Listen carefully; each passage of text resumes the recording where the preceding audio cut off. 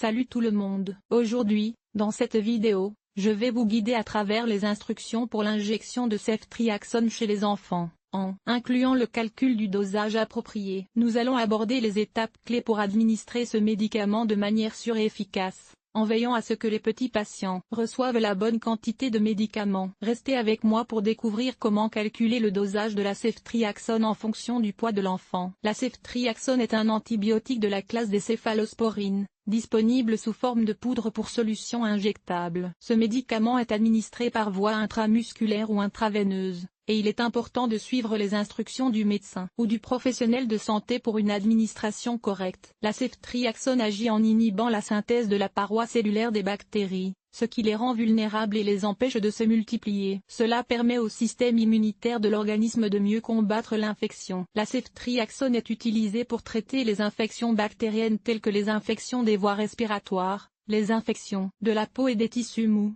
les infections urinaires, les infections intra-abdominales et les infections liées aux voies biliaires. Il est important de respecter la posologie prescrite par le médecin, qui est basée sur le poids de l'enfant. En conclusion, la ceftriaxone est un antibiotique efficace pour le traitement des infections bactériennes chez les enfants. Il est crucial de suivre les instructions d'administration et la posologie recommandée pour assurer l'efficacité du traitement et minimiser les risques d'effets secondaires. Si vous avez des questions ou des préoccupations, n'hésitez pas à consulter un professionnel de santé. La ceftriaxone est un antibiotique puissant utilisé pour traiter diverses infections bactériennes chez les enfants. Cependant, il existe des contre-indications à son utilisation. Avant d'administrer ce médicament, il est essentiel de vérifier si l'enfant est allergique à la ceftriaxone ou à d'autres antibiotiques de la famille des céphalosporines. Les effets secondaires courants de la ceftriaxone comprennent des réactions cutanées, des diarrhées et des maux de tête. En cas de réaction allergique grave, il est impératif de consulter immédiatement un professionnel de la santé. Il est crucial de suivre les instructions spécifiques fournies par le médecin ou le professionnel de la santé lors de l'administration de la ceftriaxone. Il est essentiel de respecter la posologie prescrite et la durée du traitement pour garantir son efficacité. De plus, il est important de signaler tout autre médicament que l'enfant prend actuellement,